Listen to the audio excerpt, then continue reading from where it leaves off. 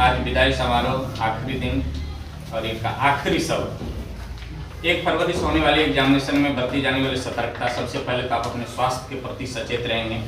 Examination के दौरान, examination हो जाने तक, अब से लेकर के यदि आप अभी तक स्वस्थ हैं तो कोशिश करें कि सबसे पहले आपकी कोशिश रहनी चाहिए कि जब तक हमारी एग्जामिनेशन समाप्त नहीं हो जाती है तब तक हम स्वस्थ रहें। यदि आपके पेट दर्द हो रहे हैं, माथा दर्द हो रहे हैं, बुखार आने वाले हैं, जैसा महसूस हो रहा है कि मुझे बुखार आने वाली है, तो आप उन्हें बुखार से कह दीजिए, रिक्वेस्ट कीजिए। हो सके तो उन्हें कुछ पैसा उसा दे करके रोक दीजिए कि कम से कम जब तक हमारी एग्जामिनेशन नहीं हो जाती है तब तक तो मेरे पास फटक नहीं सकते। तो पहला है कि अभी तक स्वस्थ हैं, ये बड़ी खुशी की बात है, और आप एग्जामिनेशन हो जाने तक स्वस्थ रहें, उसके बाद भी स्वस्थ रहें, लेकिन सबसे हमारी पहली प्राथमिकता है कि एग्जामिनेशन तक आप स्वस्थ रहें। तो स्वच्छता के लिए सबसे पहले आप बरतें। आज से आप समझ लीजिए कि आज से हमारा नवरात्रा चल रहा है। नवरात्रा का मतलब यदि कोई क्या कहते हैं कि नॉन वेजिटेरियन है, मांसाहारी प्रवृत्ति के हैं, मांस मीट मछली खाते हैं, तो उसको खाना बंद कर दीजिए। आज से एकदम बिल्कुल बंद कर दें एग्जामिनेशन के बाद खाना। उसके बाद यदि आप मसालेदार सब्जी खाने की आदी हैं तो उस मसाला को क्या कर दें, कम कर दें, तो इससे आप स्वस्थ रहेंगे। नहीं तो एग्जामिनेशन हॉल में गए, बैठे, अब पेट दर्द शुरू हो गया तो माथा क्वेश्चन पर नहीं रहेगा, माथा उत्तर लिखने पर नहीं रहेगी, आपका माथा पेट दर्द पर टिके रहेंगे, इससे आपकी एग्जामिनेशन खराब हो जाएगी। तो पहले जो पेट दर्द हो रही है उसके जड़ को पकड़िए। तो हमारे खान पान आदि से क्या होते हैं कि हमारे स्वास्थ्य बिगड़ते हैं। इस पर एग्जामिनेशन हो जाने तक कम से कम आप नियंत्रण रखें, पहले स्वस्थ रहें।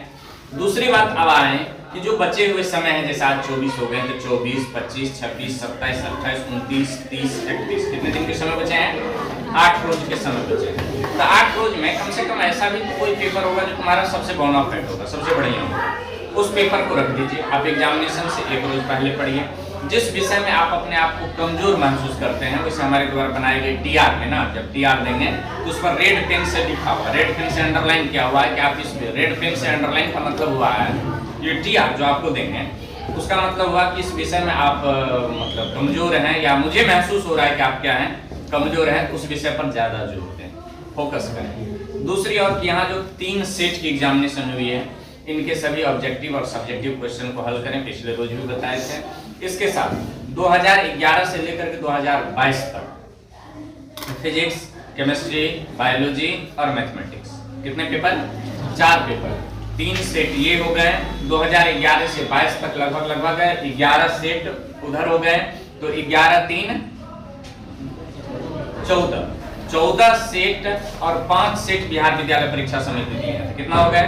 14 5 19।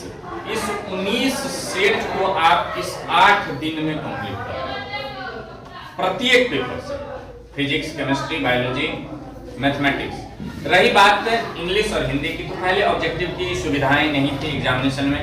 2017 से ऑब्जेक्टिव किए गए हैं, 18 से, तो 18, 19, 20, 21, 22, तो 5 वर्ष के क्वेश्चन है, तो 5 वर्ष के ऑब्जेक्टिव, 5 वर्ष के सब्जेक्टिव को देख लें। फिर बिहार विद्यालय परीक्षा समिति द्वारा जारी किए गए मॉडल पेपर के जो 5 सेट हैं, उन 5 सेट के ऑब्जेक्टिव प्लस सब्जेक्टिव को देखें। ये रही तैयारी संबंधित बात।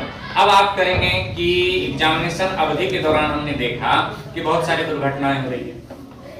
पिछले वर्ष की बात बताएं, एक मतलब रानी नाम की एक लड़की थी, बतनहा की, एग्जामिनेशन देने के लिए जा रहे थे, शायद मोटरसाइकिल से गिर गए, उनके पैर टूट गए, जाना था एग्जामिनेशन हॉल, पहुंच गए हॉस्पिटल। तो यदि आप एग्जामिनेशन देने के लिए जा रहे हैं तो आप सावधानी और संयम बरतें। हो सके तो आप दोपहिया वाहन का प्रयोग न करें, दोपहिया वाहन से न जाएं, आप ऑटो रिक्शा से जाएं, और यह हो सके तो आप मेन रूट का परित्याग करें, जैसे कि हमारे मेन रूट हो गए।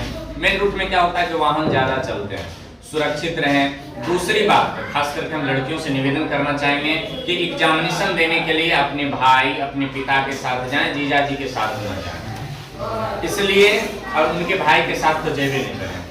इसलिए वजह है कि वो गाड़ी आपके पिताजी के जैसे नहीं चला सकते हैं, आपके भाई के जैसे नहीं चला सकते हैं। तो इस पर सबसे पहले आपकी मतलब क्या कहते हैं वो मनोरंजन को त्याग करके, मतलब क्षणिक आनंद को त्याग करके आप एग्जामिनेशन पर फोकस करें। और एग्जामिनेशन देने के लिए यदि आप दोपहिए वाहन से जा रहे हैं और आप गर्ल्स कैंडिडेट हैं तो आप अपने पिताजी के साथ, आप अपने भाई के साथ ही जाएं, इनके अतिरिक्त और किसी के साथ न जाएं। बहुत सारे क्या होते हैं ना कि गार्जियन में भी हमने देखा है कि वो भाड़ा पर कोई दूसरा गार्जियन कर लेते हैं, एग्जामिनेशन दिलवा करके ले आओ। ऐसा भी नहीं होना चाहिए और तुम लोगों को सतर्क रहना है, नहीं आप ही को जाना पड़ेगा। यदि आप नहीं जाइएगा तो हम ऑटो से जाएंगे।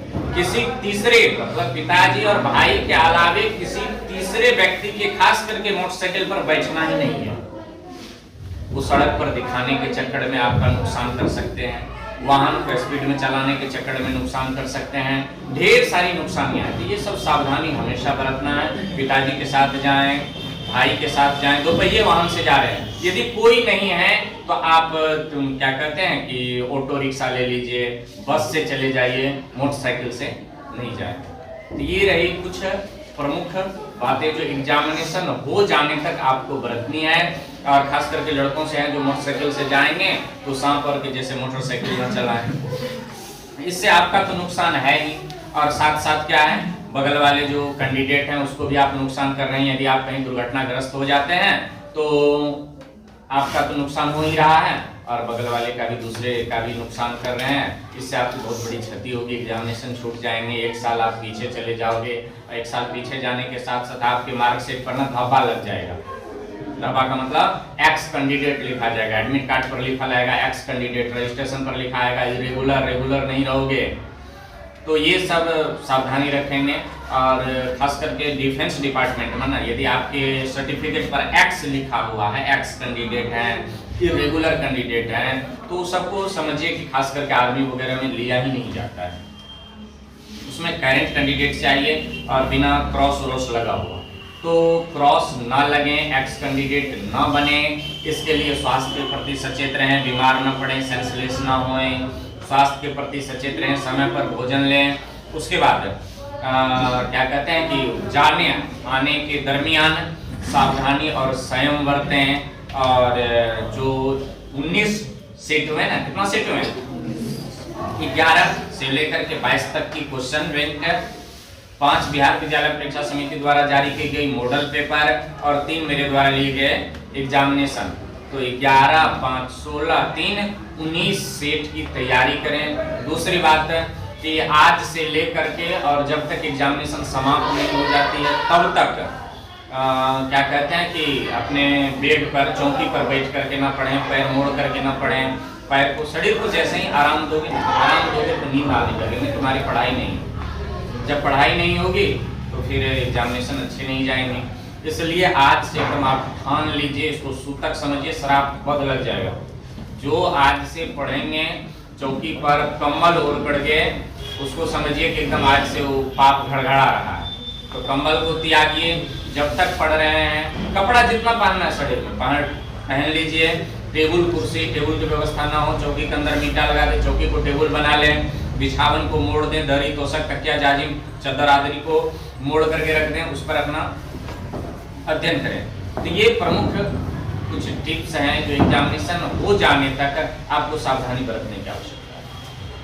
यदि आप इन सब सावधानी बरतने में चूक हो जाते हैं तो समझिए आपसे बहुत बड़ी भूल हो रही है, बहुत बड़ा भूल नहीं अपराध हो रहा है और इस अपराध का तुम्हें दंड भुगतना पड़ सकता है।